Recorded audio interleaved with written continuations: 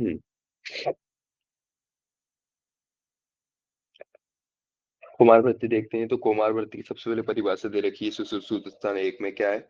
कुमार वृत्तिम नामम कुमार भरण धात्री क्षीर दोष संशोधना, धात्री के क्षीर दोष का संशोधन करने के लिए, दुष्ट स्तन्य ग्रह समुत्थानात्, दुष्ट स्तन ग्रह से जो रोग उत्पन्न हुए उनके समुत्थान के लिए, और व्याधि उपशमनार्थ। ठीक है ना, ये परिभाषा दे रखी है सिंपल से किसने? सुश्रुत ने। लेकिन हारित ने क्या ऐड कर दिया है? हारित ने तीन चीजें ऐड कर दी है कि बाल चिकित्सा में क्या क्या, गर्भ उपक्रम विज्ञान, पूरा का पूरा गर्भ उपक्रम विज्ञान, पूरा का पूरा स्तुति का उपक्रम और बाल रोग शमन, की तीनों आ जाएंगे, है ना। तो स्पेशल पूछ जाता है अपने से कि बाल रोग के अंदर गर्भ उपक्रम विज्ञान, श्रुति का विज्ञान और बाल रोग शमन किसने रखा है? तो हारित ने रखा है। ठीक है। काश्यप के अनुसार कोमारवृत समस्त अंगों में सबसे आदि व प्रधान अंग है, अग्निदेव के समान इसको माना गया है। अष्टांग आयुर्वेद में काश्यप ने बाजीकरण को नहीं माना है, विष अगत दो बार माना है और बाल रोग को पहले स्थान में दिया है। ठीक है। निरुक्ति कुमारस्य भरणम अधिकृत्यम कृतम कोमारवृत्तिम, चक्रपाणि ने लिखी कि कुमार के भरण की जो अधिकृति होती है उसे क्या कोमारवृत्ति कहा जाता है। ठीक है। अष्टांग आयुर्वेद में स्थान देखते हैं तो चरक ने छठा स्थान है, अपने को पता है, चरक का श्लोक अपने को याद है। काशाश विभू को करके अपन याद करते हैं तो छठा आ जाएगा। सुश्रुत का अपने को याद है, सुश्रुत शल्यशाला के काबू को गद करके ऐसे करके याद करते हैं, उन्होंने पांचवा स्थान दे रखा है। वाग्भट का अपने को श्लोक याद है, काय बाल ग्रह उद्भाग जल दृष्टा शल्य दृष्टा जरावर्षण करके अपन याद करते हैं तो दूसरा स्थान हो जाएगा। काश्यप ने प्रथम स्थान दिया है। राजनिघंटू ने अष्टांग में क्या किया भैया? ये क्या बोलते हैं, चालाक्य वो अधिकरण नहीं माने, और द्रव्य गुण और रोग निदान किसने ऐड किया? बस इतना याद रखना, राजनिघंटू ने ऐड किया है। फिर देखते हैं अपन क्या, कुमारव्रत के कुछ प्राचीन ग्रंथ होते हैं, जैसे कि बाल तंत्र किसने लिखा है? कल्याण वेद ने तो बालक का कल्याण करते ऐसे क्या याद किया था। कुमार तंत्र जो होता है किसने लिखा है? यामिनी ने लिखा है, अक्षय कुमार यामिनी गौतम करके अपन ने याद किया था। बाल कुमार तंत्र जो होता है किसने लिखा है? रावण ने लिखा है। ठीक है ना, बाल कुमार तंत्र ये भी अपने को याद है।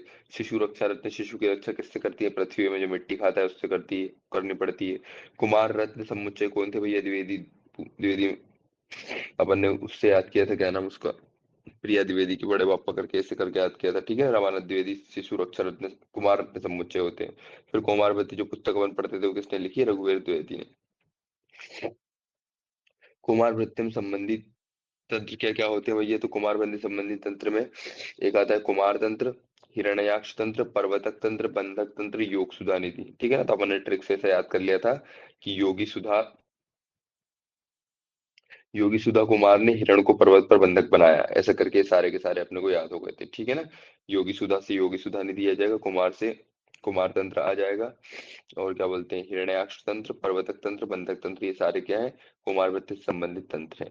फिर अपन वही विभाजन देखते हैं भैया, व्यय विभाजन से प्रश्न आया था अपने एमपीपीएससी 2022 में। देखते हैं उसमें सिंपल सा प्रश्न था कि चरक के अनुसार कितनी बाल्यावस्था कितनी 20 वर्ष से लिखा हुआ था उसमें ना।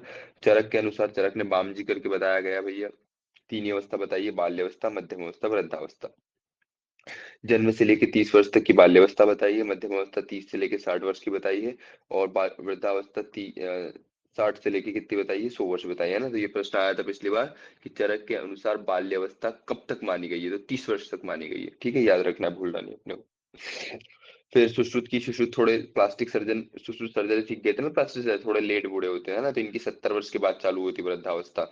तो सुश्रुत पहली बात तो इनकी बाल्यावस्था छोटी होती है भैया, 16 साल की बाल्यावस्था होती है, उनकी 30 साल की हो रही थी। इस 16 साल को भी इन्हें फर्दर तीन पार्ट में डिवाइड किया, क्षीरप, क्षीर अन्नाद, अन्नाद।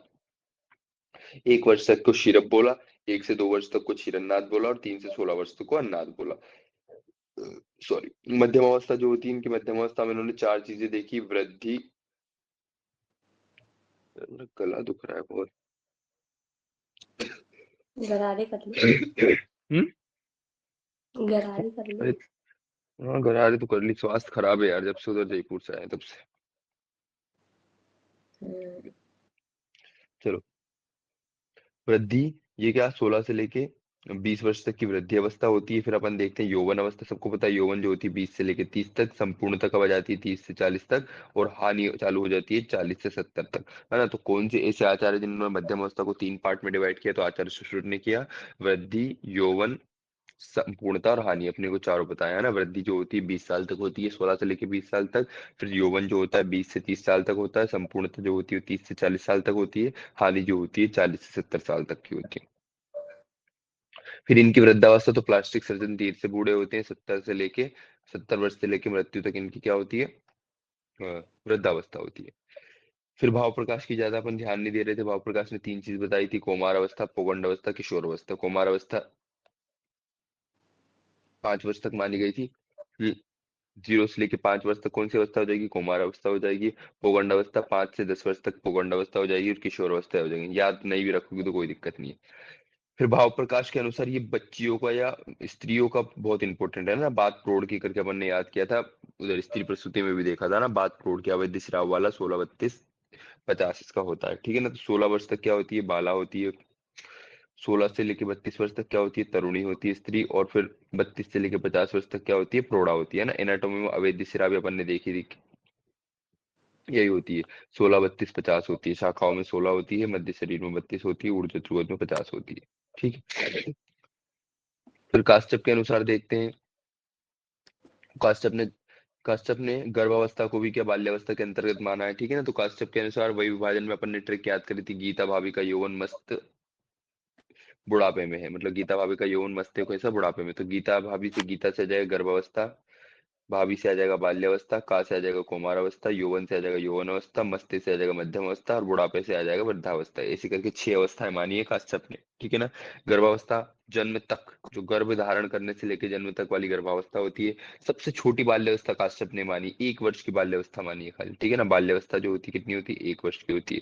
फिर इन्होंने 2 से लेकर 16 वर्ष तक क्या मान लिया है, कुमार अवस्था मान लिया है, ठीक है ना। 16 से 34 तक क्या मान लिया, यौवन अवस्था मान लिया है। 34 से लेकर 70 तक मध्यम अवस्था मान लिया है। और 70 के पर्यांत क्या मान लिया इनने, वृद्धावस्था मान लिया ना। सुश्रुत को कॉपी किया है, क्या बोलते हैं, वृद्धावस्था का। सबकी वृद्धावस्था 70 के बाद ही होती है, सिर्फ चरक की थोड़ी जल्दी हो जाती है, मेडिसिन वाले जल्दी थोड़े बूढ़े हो जाते हैं, उनकी 60 हो जाती है, ठीक है।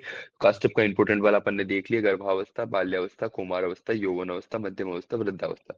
गर्भावस्था जन्म तक होती है, बाल्यावस्था सबसे छोटी बाल्यावस्था होती है भैया, पूरे आयुर्वेद में इनकी 1 वर्ष की ओनली होती है। और क्या बोलते हैं, कुमार अवस्था 2 से लेकर 16 वर्ष तक की होती है, यौवन अवस्था 16 से लेकर 34 वर्ष तक की होती है, मध्यम अवस्था 34 से लेकर 70 वर्ष तक की होती है, वृद्धावस्था 70 से लेकर मृत्यु पर्यंत हो जाती है। फिर हारित के अनुसार, तो हारित के अनुसार ये इधर वाला गलत लिखा है, यहाँ पे अपने को उधर से पढ़ना है। यहाँ पे अपन देख लेते हैं क्या, बाला मुग्धा प्रौढ़ा प्रगल्भा वाला, जो अपन ने स्त्री विभाजन देखा था हारित का, कि बाला मुग्धा प्रौढ़ा प्रगल्भा। 0 से लेके 5 वर्ष तक जो है उसको बाला कहा गया था। फिर 6 से लेके 11 अपन ने देखा तो उसको मुग्धो कहा गया था। 16 से 20 तक को प्रौढ़ा कहा गया था। और 21 से लेके 33 वर्ष को प्रगल्भा कहा गया था। हारित ने पूर्ण वयस्क स्त्री की एक डेफिनेशन बताई है, कि पूर्ण वयस्क स्त्री कहाँ होती है, 24 से लेके 37 वर्ष तक पूर्ण वयस्क स्त्री होती है, ठीक है।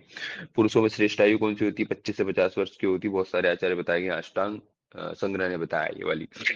फिर पाराशर के अनुसार देखते हैं, तो पाराशर गोराकर अपन ने देखा था। गोरी गोराकर, गो से गोरी, रा से रोहिणी, क से कन्या, र से रजजुला, है ना। 8 9 10 10 के बाद ऐसे करके अपन ने याद किया था। पाराशर गोराकर, गोरी जो होती है 8 वर्ष तक की होती है, रोहिणी जो होती है 9 वर्ष तक की होती है, कन्या 10 वर्ष तक की होती है, रजस्वला 10 के बाद होती है। फिर अपन देखते हैं क्या, जात मात्र देखते हैं। जन्म के पश्चात जीवन की अवस्था में सबसे पहली और सबसे छोटी अवस्था को क्या कहते हैं, जात मात्र कहते हैं भैया। इसको भी 2 पार्ट में डिवाइड किया जा सकता है, सद्योजात और नवजात। जन्म से लेके नाभिलाल कटने तक की जो स्थिति होती है उसको सद्योजात कहा जाता है, इसको अर्ली न्यूनेट कहते हैं, 0 से 7 दिन तक। फिर नवजात क्या होता है, नाभिलाल कटने के दूसरे दिन से लेके जो चौथे सप्ताह तक होता है, मतलब 7 से लेकर 28 दिन तक मान सकते हैं इसको लेट न्यूनेट, है ना। अपन तो नवजात और सद्योजात ध्यान देंगे। सद्योजात तुरंत जन्मा बालक जो होता है, मतलब जन्म से किलना नाभिनाल जब तक काट रहे हैं तब तक वो सद्योजात रहेगा। उसके बाद 1 महीने तक या चौथे सप्ताह तक वो नवजात रहेगा। जातिहार टर्म दिया है किसी ने, उसको क्या बोला, तुरंत जन्मे बालक को क्या बोलते हैं, जातिहार बोलते हैं, ठीक है ना। चरक ने कुमार शब्द नवजात शिशु के लिए प्रयोग किया है, नहीं याद रखना इतना सब अपने को, ठीक है ना। जात मात्र बस याद रखना है, जीवन की सबसे पहली और सबसे छोटी अवस्था कौन सी होती है, जात मात्र होती है। फिर नवजात शिशु परिचर्या का क्रम देखते हैं भैया अपन।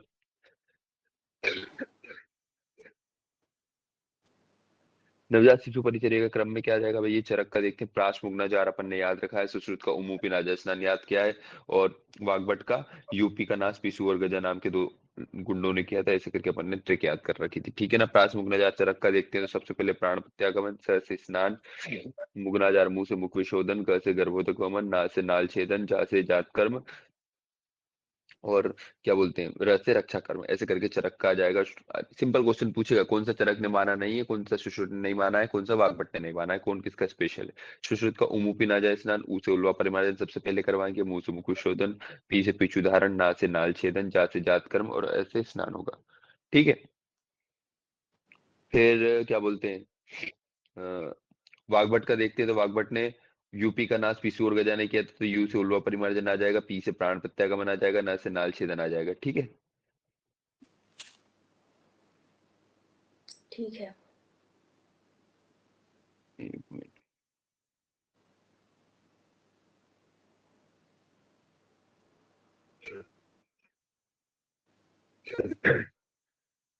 Apollo guys. फिर ना से नाल छेदन आ गया, फिर ना से स से स्नान आ जाएगा, पीछू पी से पिछुधारण आ जाएगा, स से सु से सुवर्ण प्राशन आ जाएगा ना, ऐसे करके अपन ने उसमें देखा था। और गजा से ग से कर्मोदकम, जैसे जात कर्म आ जाएगा। ठीक है ना। फिर एक एक करके अपन डिटेल में देखते हैं, आचार्य श्रुत के अकॉर्डिंग, चरक के अकॉर्डिंग क्या क्या होता है। तो पहला, जैसे बच्चा पैदा हुआ है तो अपने को सबसे पहले उसका उल्वा परिमार्जन करवाना पड़ता है। चरक ने बताया नहीं है, लेकिन सुश्रुत वाग्भट ने बताया, तो अपन देखते हैं। उल्ब का अर्थ क्या होता है, जरायु होता है भैया। चरक ने जो होता है इसका वर्णन किया नहीं है। सिंपल सा क्वेश्चन आएगा, किसने किसका वर्णन नहीं किया है।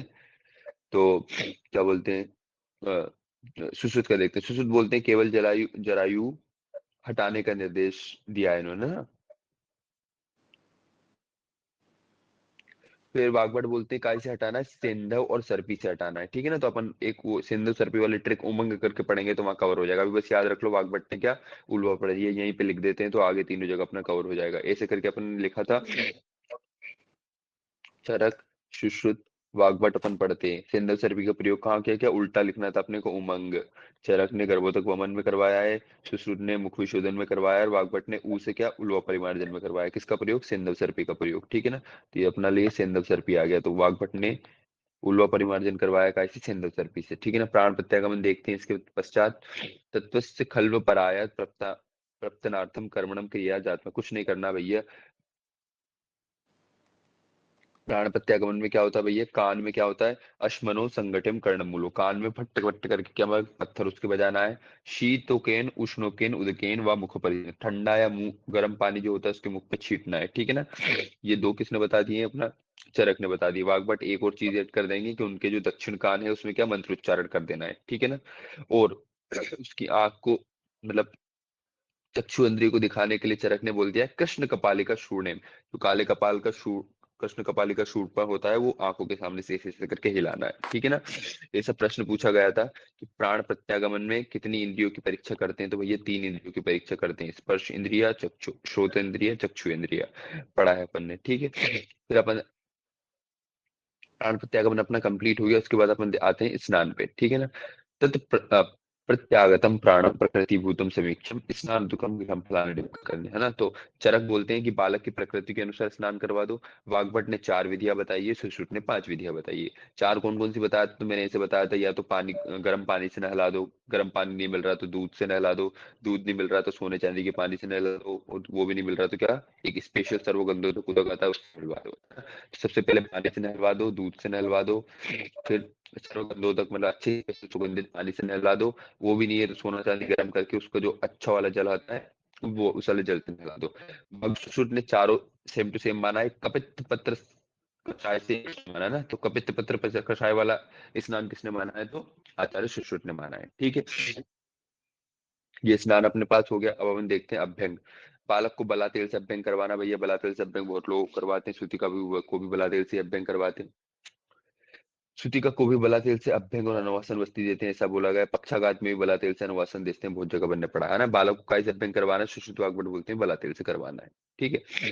फिर अपन देखते हैं क्या मुख विशोधन, तो मुख विशोधन चरक का अपने को क्रम पूछता है कि क्या क्या साफ करना है, तो अपन को टॉकिच करके अपन ने याद किया था, तालु ओष्ठ कंठ जीवा टॉकिच, इन सब का प्रमार्जन करना है। कैसे करना चाहिए, सुपरिलिखित नखिया, नाखून अच्छे से कटी होना चाहिए, और नाखून के आगे क्या कपास का पीछू लगाएंगे और अच्छे से साफ करेंगे। ठीक है ना। क्या साफ करेंगे, सबसे पहले तालू साफ करेंगे, फिर ओष्ठ साफ करेंगे, कंठ करेंगे, जीवा करेंगे, है ना। टॉ की ज ऐसे करके अपना ट्रिक बन जाएगा पूरा। जात मात्र में तालु ओष्ठ कंठ जीवा का क्रमशः शोधन करे से चरक बोलते हैं, ठीक है ना। सुश्रुत क्या बोलते हैं, कुछ नहीं करना है भाई, सेंधव और सर्पी से क्या करना, मुख साफ करना। उमंग वाली ट्रिक में अपना कवर हो जाएगा ना, उमंग, बीच में म आ रहा, बीच में सुश्रुत आता है, सुश्रुत क्या करते हैं, मुख विशोधन, सेंधव और उससे करते हैं, सर्पी से करते हैं। फिर सेंधव सर्पी से जात मात्र का मुख साफ कर सुश्रुत बोल दिया, चरक में बोल दिया तालु ओष्ठ कंठ जीवा इन सब का उंगली से कार्पस लपेट कर करे। वाग्भट ने तो बताया ही नहीं है, ठीक है ना, नए लोग मुंह नहीं धोते, ये अपने ट्रिक में आता नहीं है कहीं भी, उसमें यूपी का नाश कर दिया था, पिछोर का जाने मुख नहीं आता। फिर गर्भोतक वमन देखते हैं भैया, गर्भोतक वमन चरक ने बताया, सुश्रुत ने नहीं बताया, वाग्भट ने बताया। चरक ने क्या बताया, उमंग, ग से गर्भोतक वमन आता है, उसमें सेंधव सर्पी से गर्भोतक वमन चरक ने करवाया है, अपन ने एक ही ट्रिक में अपना ब्रह्मास्त्र बन गया था। सुश्रुत ने बताया नहीं, वाग्भट ने, व से वाग्भट, व से वचा ऐड कर देना है ना, सेंधव सर्पी के साथ साथ वचा से एक एक्स्ट्रा बताया गर्भोदक वन, है ना। यूपी का नाश कर रहा था गजा और पिशु और गजा, तो उसमें गर्भोदक वन वाग्भट ने ऑब्वियसली बताया है। तो कैसे बताया है, चरक वाला सेंधव सर्पी है, उसमें बस वचा ऐड कर दिया है और बताया है, ठीक है। ये ट्रिप लिखी रखी कि सेंधव सर्पी कहाँ कहाँ यूज होता है, चरक सुश्रुत वाग्भट लाइन से लिखना है, उल्टा उमंग लिख लेना है, अपना ये सेट हो जाएगा सारा काम। फिर नाभिनाल छेदन देखते हैं। नाभिनाल छेदन देखते हैं तो नाभि बंधनात् अष्टांग कुछ नहीं करना, कितना काटना है सबको पता है भैया, नाभिनाल जो होता है 8 अंगुल दूर से काटना है, ठीक है ना, ऐसा चरक सुश्रुत वाष्प सबके सब लोग बोलते हैं, ठीक है ना। 8 अंगुल दूर पे काटना है, कौन से धार से काटना है, अर्धधार वाले शस्त्र से काटना है, ठीक है ना। और कहाँ बांध देना है उसको, कंठ में बांध देना है, बस 3 चीज याद रखनी है। ये काय से बना होना चाहिए, अर्धधार, रौप्य, रजत, अयस्क, किसी भी धातु से बना हुआ चाहिए, एकदम तीक्ष्ण होना चाहिए, ठीक है ना। तो 8 अंगुल लंबा नाभिनाल काटना चाहिए, सबके सब बोलते हैं, लेकिन अष्टांग हृदय नए लोग हैं भैया, नए लोग रिस्क लेते हैं भैया कि हमारे पास क्लैंप फ्लैप सब आ गए तो 4 अंगुल से ही काट दो, ठीक है ना। ऐसा वो बोलते थे कि 4 अंगुल से होता है। फिर चरक ने कुछ असम्यक नाभिनाल छेदन जन्य विकार बताए जो कि 4 है, गणना 6 है लेकिन संख्या सिर्फ उन्होंने 4 बताई है। कौन कौन सी है, उत्तंडिका, पिंडलिका, विनामिका, विजंबिका, ऐसे ऐसे करके बताइए, है ना। लेकिन वर्णन 6 का किया, आयाम व्यायाम भी किया है, लेकिन इसका काउंटिंग नहीं की इनकी, ठीक है ना। उत्तंडिका क्या होती है, मोटी बाहर निकली हुई होती है, ऊपर उठी हुई होती है। पिंडलिका पिंड के आकार की गोल, अंदर कोई नहीं पूछता ना, सिर्फ नाम पूछा जाता है, ठीक है। विनामिका किनारों से, ऑब्वियसली विनामिका इतनी जगह बनने पड़ रखा है, किनारों से ऊंची उठी हुई और बीच में दबी हुई, इसको क्या बोलते हैं अपन, विनामिका बोलते हैं। विजृंभिका नाभि का बार बार घटना पड़ना जो होता है, विजंबिका कहलाती है, ये क्षीराल्सक का लक्षण भी होता है, ठीक है ना। फिर क्या बोलते हैं, अष्टांग संग्रह, अष्टांग संग्रह ने सिर्फ 2 ही बता दिए, लास्ट वाले वी वाले ना, वी से वाग्भट, वैसे वी वाले उसने बता दिए, तो विनामिका विजृंभिका खाली उसने बताया है, ठीक है। वाग्भट ने खाली क्या बताया है, विनामिका और विजृंभिका बताया है, ठीक है ना। असम्यक ना कल्पनाभे स्याद विनामो विजृंभिका।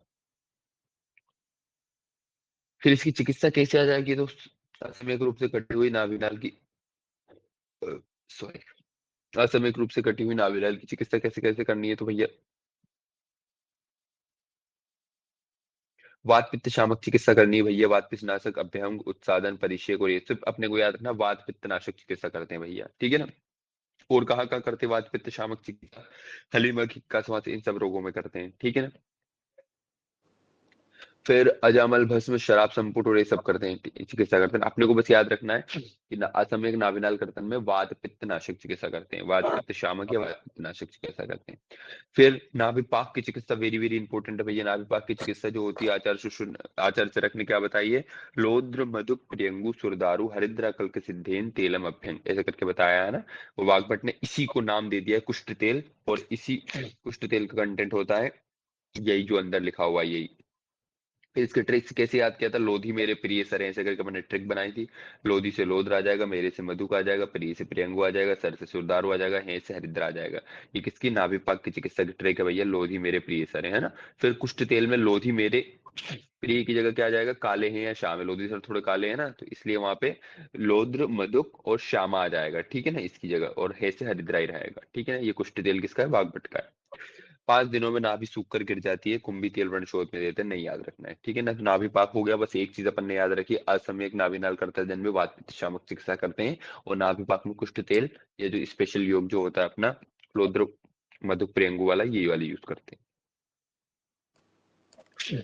जात कर्म, सद्योजात बालक के बाहर आने के समय से लेके नाभिनाल कर्तन तक के समय को जात कर्म कहते हैं। ऊपर वाले जो सारे कर्म आते हैं ना, वो इसी के अंतर्गत आते हैं, ऐसा कोई सुश्रुत और ये सब बोलते हैं, ठीक है ना। सर्वप्रथम यही करना चाहिए। फिर तद अंतर जात कर्मम कुमारस्य कार्यम तद्यता मधुसर्पी मंत्रोपचारितम फलाना ढिमका, ऐसे करके कुछ नहीं करना है। इसमें लिखा है कि शास्त्रों कुल परंपरा के अनुसार मंत्रों से अभिमंत्रित मधु और सर्पी को पहले बालक को मंत्रों सहित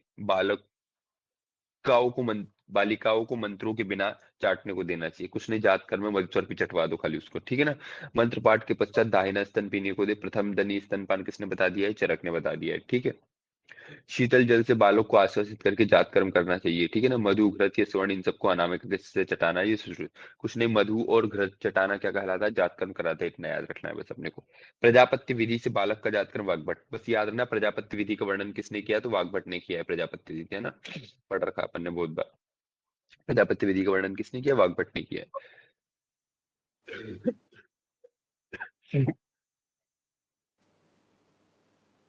फिर अपन देखते हैं क्या, कुछ उदाहरण देखते हैं अपन। तो प्रथमम परिमार्जन सिरस तालु कार्पसम पिचु स्नेम, तो चरक ने बोला सिर और तालु दोनों में पिचु रखना है, ठीक है ना। लेकिन सुश्रुत बोलते हैं केवल कहाँ पे रखना है? मूर्धा में रखना है, मूर्धा या ब्रह्मरंध्र वाला एरिया है वहां पे रखना है, ठीक है ना। तो चरक बोलते हैं सिरस तालु कार्पास से पिचु स्नेह गर्भेण प्रति सिंचाते हैं, जो गर्भ जो होता है उसके सिर और तालु दोनों प्रदेश में पिचू रखना है। वाग्वट सुश्रुत बोलते हैं केवल कहाँ पे रखना है? घृत से भिगोआ हुआ पिचू उसकी केवल मूर्धा या ब्रह्मरंध्र में रखना है, ठीक है ना। फिर स्नेह में भिगोआ हुआ पिचू पिचू सिर पे उसके रखना है, ऐसा वाग्भट बोलते हैं, ठीक है ना। स्वर्ण प्राशन पे आ जाते हैं। स्वर्ण प्राशन जो होता है मधु सर्पी से मिश्रित थोड़ा स्वर्ण अनामिका से उसको चटा देना है। वाग्भट वेरी वेरी इंपॉर्टेंट है, मैंने बोला था वाग्भट जो होता है ना, वो ऐसे ब्रह्मा विष्णु महेश करके मैंने ट्रिक बताई थी। तो स्वर्ण प्राशन में स्वर्ण तो है ही है, इसके साथ तीन चीजें, ब्रह्मा से आ जाएगा ब्राह्मी, विष्णु से आ जाएगा वचा, और महेश से आ जाएगा माक्षिक और हरण, इनका सूक्ष्म चूर्ण करके मधुसर पे से चटाना है ना। तो याद रखना स्वर्ण प्राशन में वाग्भट ने क्या क्या मिक्स करवाया है? ब्रह्मा विष्णु महेश करवाया है, ठीक है ना।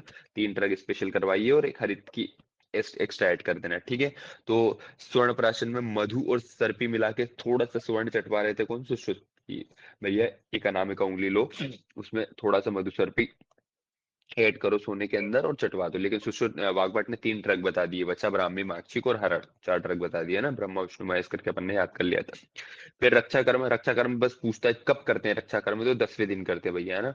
वर्णाकार 10 लाख में आती है, इसे मैंने याद करवाया था। तो ब से बलि और र से रक्षा कर्म, न से नामकरण, ये तीनों का 10 दिन में करते हैं। ब रे ना, ब से बलि, र से रक्षा कर्म, न से नामकरण संस्कार, ये तीनों कब करते हैं? 10 दिन में करते हैं, ठीक है। फिर और क्या करते हैं भैया? अष्टांग हृदय और अष्टांग संग्रह बोलते हैं कि रक्षा कर्म छठी रात्रि में कर देना चाहिए। कोई नहीं पूछता, अपने को 10 दिन वाला याद रखना चाहिए रखा कि रक्षा कर्म कब करते हैं। फिर क्या करते हैं इस रक्षा कर्म में? आदानी, खदिर, बदिर, पीलू, परुषक, इन सब की वृक्षों की शाखाओं को सूतिकागार के चारों ओर लटका देंगे अच्छे से। सूतिकागार के चारों ओर एवं आंगन में पीली सरसों, अतीस और चावल के दाने बिखेर देंगे, बचपन से अपन पढ़ते आ रहे हैं। द्वार की चौखट पर मूसल को तिरछी रख देना, ये भी बचपन से अपन पढ़ते आ रहे हैं ना, कि जो अपना घर का गेट है उसमें मूसली जो होती है वो तिरछी रख देंगे, तो नजर वजर नहीं लगेगी, बच्चों की भूत प्रेत से रक्षा हो जाएगी। शिशु का नामकरण क्या है भैया? तो शिशु का नामकरण अपने को पढ़ते आ रहे हैं अपन, शिशु का नामकरण जो होता है 2 नाम रखने चाहिए भैया उसके। पहली बात तो कम करना है, तो वरना करके अपन ने याद रख लिया, 10वें दिन करना है भैया इसका। तो क्या होता है इसका नाम? आयु प्रमाण ज्ञात है, तो आयु के प्रमाण के ज्ञान के हेतु उसका अपने को नामकरण करना चाहिए, ठीक है ना। आचार्य चक्रपाणी, चरक, सुश्रुत, अष्टांग हृदय सब ने बोला है नामकरण कब करना चाहिए? 10वें दिन बोलना चाहिए। अष्टांग संग्रह भी 10वें दिन ही बोलते हैं, पर ये बोले अगर 10वें दिन नहीं हो पाए तो 12वें या 100वें दिन भी, या साल के पूरे होने पर भी कर सकते हो, ठीक है ना। बच्चों का पिता बच्चे के 2 नाम रखे, कौन कौन सा? एक होता है नाक्षत्रिक नाम और एक होता है आविप्रायिक नाम। नाक्षत्रिक नाम जन्म नक्षत्र के देवता के समान अर्थ का बोधक होता है, 2 से 4 अक्षर का होता है। और आविप्रायिक नाम जो माता पिता को, ये सब नहीं पूछा जाता, नामकरण में शब्द पूछा जाता है। तो प्रथम जो होता है घोषवर्ण का होना चाहिए, ऐसे करके आना चाहिए। और मध्य में अंतस्थ होना चाहिए, बस यही पूछता है, मध्य में क्या? अंतस्थ होना चाहिए। और अंत में क्या होता है? ऊष्म वर्ण, सबका ऊष्म नहीं होता है, स्वाति, गीता, ऐसे करके जो होता है ना, अंत में क्या होता है? ऊष्म वर्ण होता है, ठीक है। अंतस्थ जो हो, याद रखना अंतस्थ वर्ण जो होता है अंत में नहीं आता है, मध्य में आता है, ऐसे करके अपन ने देखा था कि अंत में अंत नहीं आ रहा है, ऐसे करके कंफ्यूज नहीं होना। अंत में कौन सा आता है? ऊष्म वर्ण आता है, थोड़ी सी एनर्जी लगती है सबके नाम में, अ की मात्रा, ऊ की मात्रा या ई की मात्रा होती है सबके नाम के अंत में, क्यों? क्योंकि वो ऊष्म वर्ण होता है। चलो, मणिधारण फिर बताया गया है, ठीक है ना। खग, खड़ग, रुरु, गवय, वृषण, इन सब के दाहिने जो सिंग होता है इसको मणि के रूप में धारण करते थे पहले, है ना। या फिर इंद्रिय, जीवक, ऋषभक आदि औषधियां धारण कर सकती हैं, ठीक है ना, नहीं पढ़ना था अपने को ज्यादा। मात्र स्तन के अभाव में क्या क्या देते हैं, वेरी वेरी इंपॉर्टेंट है, तो अपने को रटा हुआ भैया। पहली बात तो अगर कुछ नहीं मिल रहा है मात्र दूध में, तो अब सबसे पहले अपने को बकरी का दूध देना है, याद रखा था अपन ने, बकरी का दूध देना है। गाय का दूध दूसरे नंबर पे आता है, ठीक है ना। तो अजा दुग्ध दे दिए, अगर अजा दुग्ध भी नहीं है तो गाय का दुग्ध दे देंगे। फिर क्या है, क्षीर सात्म्याम क्षीरम अजगव्य थी आपकी दध्यात फलाना डिम का विक्षम प्रेतम, ठीक है ना। या तो माता के स्तन के अभाव में सबसे पहले उसको क्षीर का दूध अजाया का क्षीर दे दें। अजा का क्षीर भी नहीं है तो गव्य का क्षीर दे देंगे। ये भी नहीं है, सब धात्री वात्री सबका अभाव है, ये सब भी नहीं दे रही है, तो शालपर्णी या पृष्ठपर्णी सिद्ध से दूध पान करवा देना। स्पर्श करके अपन ने याद किया था, शालपर्णी पृष्ठपर्णी सिद्ध दूध पान अपन ने करवा दिया था, ठीक है। पर ऐसा बोला जाता है कि अथर्ववेद में ऐसा पूछते हैं कि प्रथम प्रयोग लाई हुई औषधि कौन सी थी, तो प्रश्नपर्णी थी, अपन ने वहां देखा था, यहाँ पे प्रश्नपर्णी आया तो लिखा गया था। फिर दुग्धपान की विधि देखते हैं भैया, ठीक है। जब अभी स्तन के बारे में लिखा नहीं कि पहले दिन, दूसरे दिन, तीसरे दिन क्या क्या पिलाना, जब आगे आएगा तो देखेंगे कैसे किसके साथ लक्ष्मणा और जीवंती लक्ष्मणा और ये वाला पढ़ेंगे वो तो, अनंत लक्ष्मण वाला। दुग्धपान की विधि क्या है, अच्छे मुहूर्त में बालक को सिर से स्नान करवाएं अच्छे से, नए वस्त्र पहनाकर उत्तर की ओर मुख करके बैठावे, धात्री पूर्व की ओर मुख करके बैठाकर बालक को प्रथम दक्षिण स्थान, सबको पता है भैया।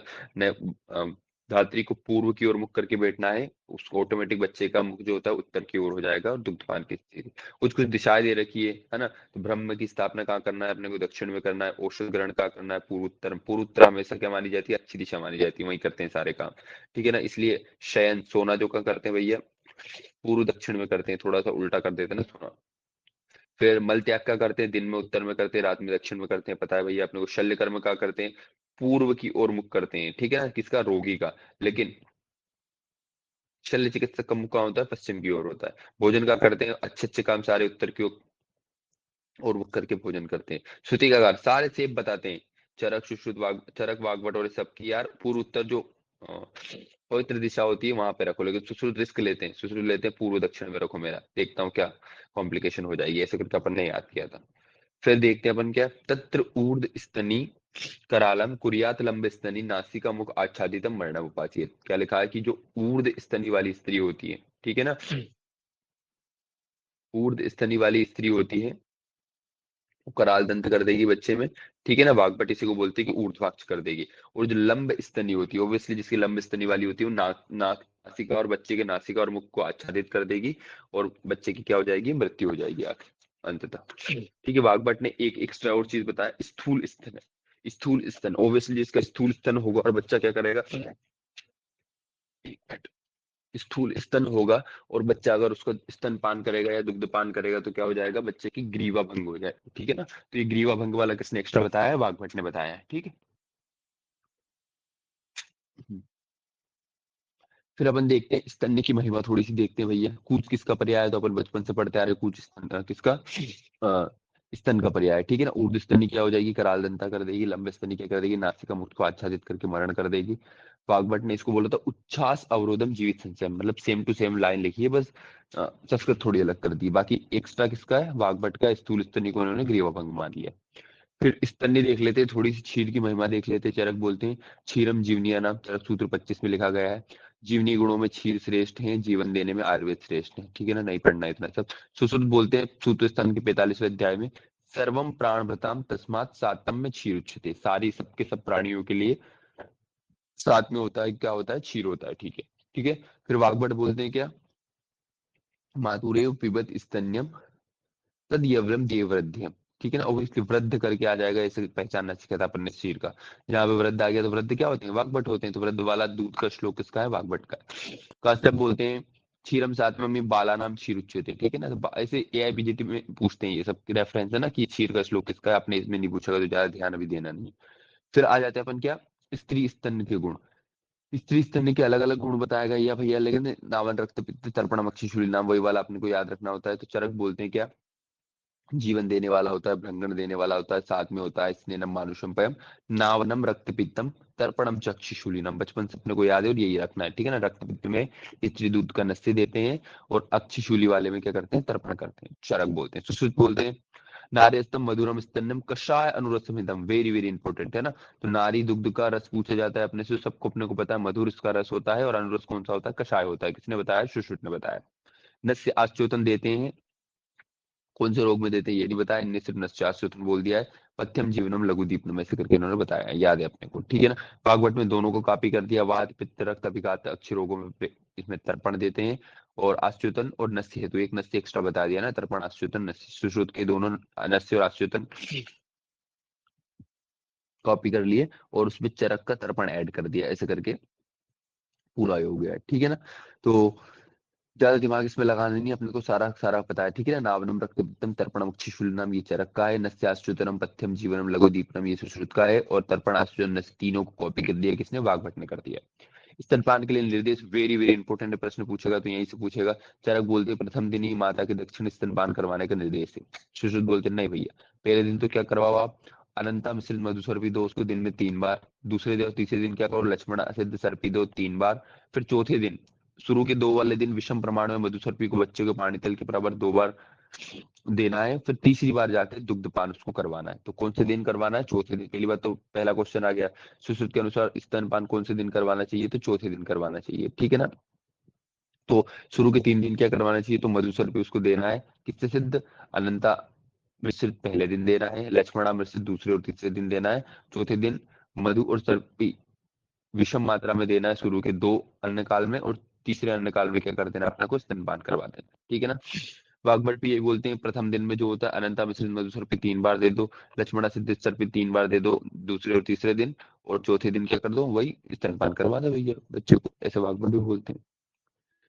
फिर इसके बाद बच्चे की हथेली के मध्य भाग में बराबर नवनीत की मात्रा, अच्छा इसने चौथे दिन में वाग्भट ने एक एक्स्ट्रा कर दी कि नवनीत की मात्रा दे दो, और माता के दुग्ध के अनुपान से 2 बार देना है, मतलब ये नवनीत जो होता है ना मादा के दूध के अनुपान से देना है, नवनीत के साथ ट्राई किसने बताया, वाग्भट ने बताया भैया चौथे दिन। अष्टांग संग्रह बोलते हैं नवनीत, अष्टांग संग्रह बोलते हैं घृत, इतना सब ध्यान नहीं देना, बस याद रखना अष्टांग संग्रह वाले ने जो चौथे दिन घृत और सर्पी के साथ दे रहे थे, सॉरी घृत और मधु के साथ दे रहे थे, या सर्पी या मधु के साथ दे रहे थे, उसकी जगह नवनीत के साथ दिलवा दिया है, ठीक है। धात्री के अभाव में अजादुग्ध और गोदुग्ध या फिर केवल शालपणी या पृष्ठमणि का सिद्ध धूम्रपान करे, चरक बता के गए भैया। मोहट या पीयूष, प्रसूता के प्रथम दिन के दूध को क्या बोलते हैं, मोहट या पीयूष कहते हैं भैया। ये गुरु और कफकारक होने के लिए बालकों में निषेध होता है, ठीक है ना। अपन बचपन में गाय भैंस बछड़ा देती थी, तो शुरू में 2-3 दिन तक उसका दूध भी नहीं खाते हैं ना, क्यों, क्योंकि वो क्या बोलते हैं चीका जम जाता है, या ऐसा कुछ बोलते हैं गाँव में, कैसे क्या होता है ना, उसी को मोहट या पीयूष बोलते हैं। क्यों नहीं खाना चाहिए उसको, क्योंकि ये गुरु और बहुत ज्यादा कफकारक होता है, ठीक है ना, अच्छा नहीं होता, इसलिए उसको नहीं खाना चाहिए। वाग्भट के अनुसार दंत निकलने के पश्चात बच्चे को धीरे धीरे दूध छुड़वा देना चाहिए ना। वैसे स्तनपान 1 वर्ष के बाद स्टॉप कर देना चाहिए, स्तन अपनयन काल कितना होता है, 1 वर्ष का होता है ना। लेकिन वाग्भट ने ये भी बोल दिया जैसे दंत निकले बच्चे को धीरे धीरे दूध छुड़वा दो, ठीक है ना। 8वें माह में निकल जाते हैं दंत भैया, तो धीरे धीरे 1 साल तक छुड़वा दो, उसमें क्या है। फिर वाग्भट के लिए पीजी 2022 के प्रश्न में कुछ कुछ आया था, वो लिख रखा था कि पीनन मोदक स्तन अपनयन के लिए होता है, जात दशना जंत उत्पत्ति के बाद, चलो अष्टांग संग्रह आएगा जब देखा जाएगा इसको, इतना डिटेल में नहीं देखना। स्तन वर्धन के लिए क्या क्या लिखा गया भैया, स्तन वर्धक कारणों में सबसे प्रधान कारण क्या होता है, वात्सल्य होता है, साच शुद्ध बोलते हैं, बिल्कुल सही है भैया। स्तन वर्धक द्रव्यों में कौन सी द्रव्य श्रेष्ठ होता है, शतावरी श्रेष्ठ होता है, लेकिन शतावरी स्तन्य जनन महाकषाय में नहीं है, अपन देखते आ रहे हैं बचपन से। स्तन वर्धक गण कौन कौन सा होता है, तो मैंने बोला पद्मा का की स्तन बनवाड़ा है, तो पद्म का अधिगण, काकोल्यादिगण, आचार्य सूत्र स्थान, 37 चैप्टर में अपन ये देखेंगे भैया। स्तन शोधक गण कौन कौन सा होता है, तो मस्त हरि वचन से स्तन शोधन हो जाएगा, मैंने इसे बताया था। तो मस्त से मुस्तादि, हरि से हरिद्रादि, वचन से वचादिगण, मस्त हरि वचन से क्या हो रहा है, स्तन शोधन हो रहा है। स्तन वर्धक किसका स्तन बढ़वा रहे हैं, पद्मा काकी का बढ़वा रहे हैं। स्तन शोधक रस कौन सा है, तिक्त रस है भैया, अपने को सबको पता है भैया। लेकिन स्तन वर्धक रस कौन सा होता है, मधुर रस होता है। स्तन शोधक और योनि दोष हर, तो मैंने बताया था ना, मुस्तादिगण जो होता है स्तन शोधक भी होता है, और योनि दोष हर भी होता है, ठीक है। योनि दोष हर के 3 अपन ने उधर देखे थे, उसमें क्या क्या था, न्यू ऐसे करके याद, नेग्रोदादी, मुस्तादी, और एक और कोई गण आता है वो योनि विशोधक आदि है ना, उस्तादी, नेग्रोदादी, रोधादी, ऐसे करके वो योनि दोषहर में आता है ना, मस्त नर करके, ऐसा अपने ट्रिक याद करी थी वहां पे।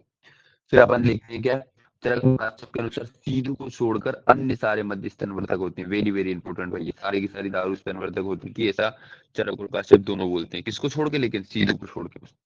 योग रत्नाकर बोलते हैं वज्र कांजिक योग जो होता है ये वेरी स्पेशल होता है, ये भी स्तन निवर्धक होता है, नहीं याद रखेगा तो भी ठीक है, इतना डिटेल इस बार पूछेगा नहीं अपने से। काश्यप बोलते हैं क्षीरपाक या क्वाथ पाक में भी हो जाता है। स्तन जनन महाकषाय अपने को बचपन से पता है भैया, कुशकास नलदर्भ इक्षु गुदरा इक्कट मूल कतरण, ऐसे करके अपन ने याद कर रखा है। स्तन शोधन महाकषाय इस गोरी सारिवा को एमडीएमएस पति चाहिए, वो से अपने को याद है, ठीक है ना। इससे आ जाएगा अपना इंद्रिय, गोरी से आ जाएगा गुडीचा, सारीवा से सारीवा, ओ से कटुकी, एमडी मूरवा देवदारू, एमएस मोथा शुंठी, और पति चाहिए से पाठा चिरायता, ठीक है।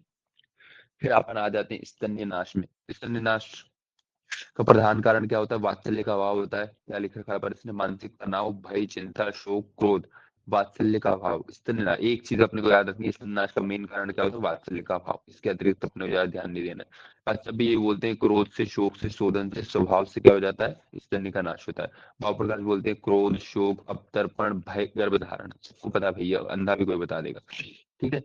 ये इंपॉर्टेंट भैया। स्तन संपद गुण क्या क्या होते हैं भैया? तो कौन सी परीक्षा? अपसुमंजन परीक्षा करनी है भैया ना। अगर स्तन की परीक्षा लगाना है तो पानी में डाल दो, है ना। अपसुमंजन परीक्षा करते हैं इसकी।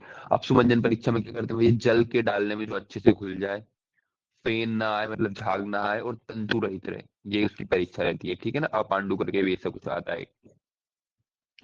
शंखवत श्वेत, यही पांडु वर्णा हो जाती है, ठीक है ना। रस कैसा हो इसका? मधुर रस हो, गंध कैसी हो? सौम्य हो, स्पर्श कैसा हो? शीत। ये सब नहीं पूछता गंध वंध, ये नहीं। आपने से जल अपसुमंजन परीक्षा पूछते हैं, जल में जो अच्छे से घुल जाए चारों तरफ, जल में घोलने पर फेन ना आए, और जल में घोलने पर उसके तंतु ना बने, ये सब क्या होते हैं? स्तन संपत्ति के गुण होते हैं, ठीक है।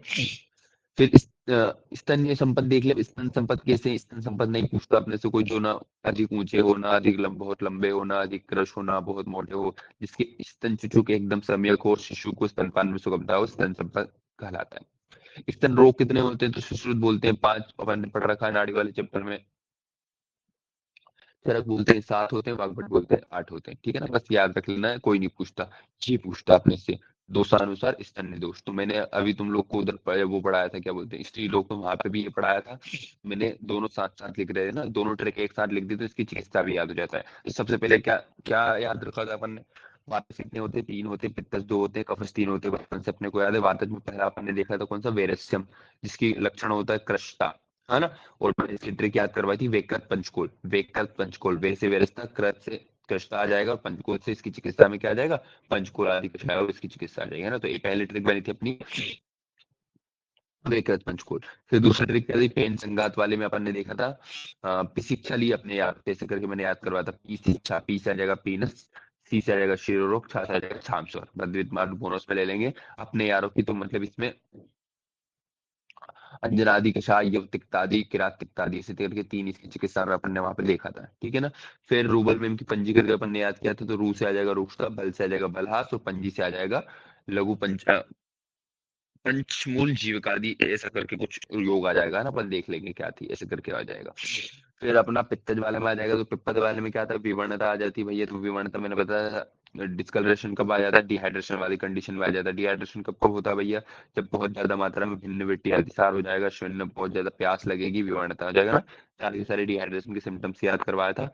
और इसकी चिकित्सा में अपन क्या द्राक्षादि वर्ण ऐसी करके चिकित्सा वहां पे देखते हैं, ठीक है। फिर वेगन्यम, इसकी गंध आती है भैया। तो मैंने बोला था जब बिलीरुबिन बिलीवर्डिन बढ़ जाता है पांडु में, तो पांडु कामलों में क्या हो जाता है? बिलीवर्डिन की गंध बहुत ज्यादा तेज आती है, ठीक है ना। दीपिका करके याद किया था, पर ऐसे ही याद हो गया था अपने को, ठीक है ना। दुर्गंध जो होती है, दू से दुर्गंध, पी से पांडु, पी का से कामला, लेकिन इसकी जगह अपन ने ऐसे याद किया था, गंध किससे आती है? पांडु कामला में आती है। और उसकी चिकित्सा क्या करते हैं? मतलब पांडु कामला में क्या बन जाता है? बाइल आगे देखो विष बन जाता है, तो विषाणिका, विषाणिकादि क्वाच या विषाणिकादि लेप करके इसकी चिकित्सा में आ जाएगा। फिर कफज वाले 3 देखते हैं, तो पहला देखते हैं पिच्छिल। पिच्छिल को अपने पीले से याद किया था, क्या पीले? लेमन जूस, मतलब लेमन जूस पी के तक्रारिष्ट की विदाई करी थी, ऐसे ट्रिक अपनी है, लेमन जूस। ले से अपना क्या आ जाएगा? लाला, लालालू आ जाएगा। ले म से मुख आ जाएगा, न से नेत्र रोग आ जाएगा, ठीक है ना। लेमन जूस से क्या आ जाएगा? अपने दृढ़ता आ जाएगा, ठीक है। और किसकी विदाई करवाई थी? तक्रारिष्ट की विदाई करवाई थी। तो इसमें चिकित्सा में तक्रारिष्ट देंगे, और क्या बोलते हैं, विदारी गंध आदि या विदारी आदि ऐसे वो लेप दे देंगे, ऐसे करके चिकित्सा में, ठीक है। फिर गुरु, तो गुरु जो होती है, क्या भैया भैया गुरु, मैंने बोला था गुरु जो होता है ना, बड़ा क्या होना चाहिए? दिल होना चाहिए। गुरु क्या होना चाहिए? दिल होना चाहिए। तो गुरु है, हृदय रोग हो जाएगा, ठीक है ना। इसकी चिकित्सा में मतलब गुरु तो हृदय जो होता है या बड़ा हृदय जो होता है ना, वो रोग क्या होता है, बहुत बलवान होता है, तो इसकी चिकित्सा बलादी ऐसे करके कुछ आ जाएगा, उसमें बुला दी लेपिया जो भी बात हो, आगे अपन ट्रिक से याद कर लेंगे वहां पे। फिर अति स्निग्ध, वेरी वेरी इंपॉर्टेंट है। अति स्निग्ध के सब अपने ऐसे याद किए थे, जैसे एक कुंठन, वमन, निद्रा, श्वास, तमक, श्वास, खांस, जो बच जाए वो सारा किस में आ जाएगा, अति स्निग्ध में आ जाएगा, गेंडा गेंडा वाली चिक्स, ठीक है ना। तो गेंडिया जो होता है अति स्निग्ध बहुत ज्यादा होता है, तो उसको रुक्षण करवाने के लिए दारू पिला दो, तो इसकी चिकित्सा क्या आ जाएगी, दारू रुद्र प्लस सेंधव वाले इसकी चिकित्सा आ जाएगी, ठीक है ना। सारे के सारे स्तन दोष हैं, आठों के आठों चरक के अपने को रटे हुए हैं भैया, वातज वाले 3, पित्तज वाले 2, कफज वाले 3, सबकी अपने को लक्षण याद है, सबकी अपने को चिकित्सा याद है। अब दोषानुसार हारित क्षीर के दोष देखते हैं, हारित के अनुसार, ठीक है ना। हारित बोलते हैं, हारित ने दूध 6 प्रकार के बताए हैं, लेकिन दोष 5 बताए। एक मृदु क्षीरा जो होती है वो क्या होता है, उत्तम क्षीर या सही वाला क्षीर बताया। तो कौन कौन से ने बताया भैया, घन क्षीरा बताया है, उष्ण क्षीरा बताया है, अम्ल क्षीरा बताया है, अल्प क्षीरा बताया है, चार क्षीरा बताया है, ठीक है। मृदु क्षीरा भी बताया, लेकिन ये दो रोग नहीं है, ये नॉर्मल वाला दूध है, इसलिए पूछा जाए कि उसने दोष कितने बताए हैं क्षीर के, तो कितने बताए, ओनली 5 बताए हैं, ठीक है ना। तो हारित ने 5 प्रकार के क्या बताए, क्षीर दोष बताए हैं, घन क्षीरा, उष्ण क्षीरा, अम्ल क्षीरा, अल्प क्षीरा, चार क्षीरा। इसमें जो चार क्षीरा होता है ना, नेत्रों के लिए क्या होता है, बहुत ज्यादा खतरनाक होता है, नेत्र रोग उत्पन्न करता है, ठीक है ना। तो इसलिए नेत्रों में क्षार डाल देंगे तो दिक्कत उसको हो जाएगी। इसमें मृदु क्षीरा बालक के लिए सुखकारक होता है, वो भी अच्छा वाला, इसलिए इसको अपन ने दोष में नहीं रखा है। शेष 5 घन, उष्ण, अम्ल, अल्प, क्षार, ये क्या होते हैं, क्षीर दोष उत्पादक होते हैं। क्षार क्षीर से नेत्र रोग उत्पन्न होते हैं, किसका प्रकोप करता है, वात का बहुत ज्यादा तेज प्रकोप करता है, ठीक है ना। अशुद्ध क्षीर से किसकी उत्पत्ति होती है, महारोग की उत्पत्ति होती है, ऐसा आचार्य हारित बोल के गए। वर्णानुसार गोदुग्ध के गुण, जो वर्ण के अनुसार भी होता है भैया, क्या क्या होता है, ये हारित ने वर्णन किया सबसे पहली बात तो ना, कि दूध की जो, जिस गाय या भैंस जिस कलर का दूध दे रही, जिस कलर की गाय का दूध ले रहे हैं, वो उस किस कलर, स्पेसिफिक कलर के दोष को वो करेगा, है ना। तो काले वर्ण की गाय माता या गाँव माता अपने पास है, तो वात शामक करेगी भैया, ठीक है ना। पीले कलर की होगी तो वात पित्त शामक रहेगी, सफेद कलर की है तो कफ कारक रहेगी, मैंने बोला उल्टा, देखो काले वाले में सही चल रहा था कि वात शामक है तो याद हो जाएगा, पीले वाले में पित्त शामक है तो याद हो जाएगा, वात दोनों पित्त। लेकिन श्वेत वाली कफ कारक हो रही है, ठीक है ना, तो ऐसे स्पेशल। जिसका शिशु ना हो वो क्या त्रिदोष कारक होती है, अपने से यही पूछेगा भैया। ऐसी गाय या ऐसी गो जिसका बछड़ा ना हो, वो कौन से दोष प्रकोप करती है, त्रिदोष प्रकोप करती है, ठीक है ना। अन्य दुग्ध में क्या होता है, अजादुग्ध, अजादुग्ध जो होता है ग्राही लघु सुपाच्य इसको बोलते हैं, एक बस याद रखना, अजादुग्ध कैसा होता है, सुपाच्य होता है। भैंस का कैसा होता है, अभिसंधि होता है। गाय का कैसा होता है, रेचक होता है। बहुत इंपॉर्टेंट सिंपल सिंपल टर्म है, अपने को शुरू से याद। गोदुग्ध होता है रेचक, और माहिष दुग्ध जो होता है वो होता है अभिसंधि, और अजा वाला दुग्ध होता है सुपाच्य। सिर्फ एक वर्ड याद करना अपने को, सुपाच्य, ठीक है। अब अपन देखते हैं क्या, किस संदर्भ में आगे आ जाते हैं। स्तन के वर्ण पर बालक का प्रभाव क्या होता है, कि एक श्लोक काश्यप का बड़ा फेमस है भैया, तेल वर्णो बलि तुल्य घृत वर्णे महाघना यशस्वी धूम वर्णे सर्वेतु सर्वगुणोपेतम, ठीक है ना। अगर तेल वर्ण का उसका क्या है, स्तन है, तो बालक कैसा रहेगा, बलवान रहेगा, ठीक है ना। तो बलवान लोग, बॉडी बिल्डर लोग तेल की मालिश करते हैं, ऐसे अपन ने याद किया था। घृत वर्ण जो होता है वो क्या होता है, महाघन होता है ना, मतलब घृत वर्ण का दूध है तो वो दूध कैसा रहेगा, महाघन, महागण, ये बहुत ज्यादा भारी रहेगा। यशस्वी धूप भरण है ना, इसमें एक ऐश्वर्यवान करके टर्म आता है, तो ऐश्वर्यवान किसमें आता है, घृत में आता है ना, डाउटफुल है, देखना है, लेकिन अपन ने कंफर्म कर लिया था कि वो घृत वर्ण में आता है ऐश्वर्यवान, है ना। तो तेल वर्ण क्या हो जाएगा, बलि हो जाएगा, घृत वर्ण वाला महागण हो जाएगा, और यशस्वी है ना, यशराज की फिल्म होती धूम, अपन ने ऐसे करके याद रखा था, तो वो हो जाएगा।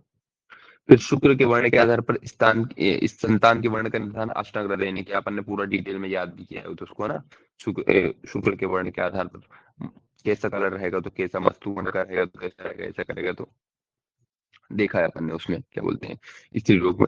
आहार विहार देश काल आदि के आधार पर गर्भ का निर्धारण आश्रम संग्रह ने किया। स्त्री के दूध में आईजीजी आईजीए है ना, आ जा करके अपन याद करते हैं ना, प्लेसेंटा से आ जा। फिर शुद्ध दुग्ध की स्पेसिफिक ग्रेविटी इतनी होती है, सीएसएफ इतनी होती है, ये होती है, ठीक है। फिर कफ दूषित स्तन्य सेवन से रसवाई स्रोत अवरुद्ध होकर राजश्रम, शोष, पक्क आदि रोग की उत्पत्ति कर देते हैं, ठीक है। अब इसको आज यहीं तक देखते हैं और इम्पोर्टेंट काम से।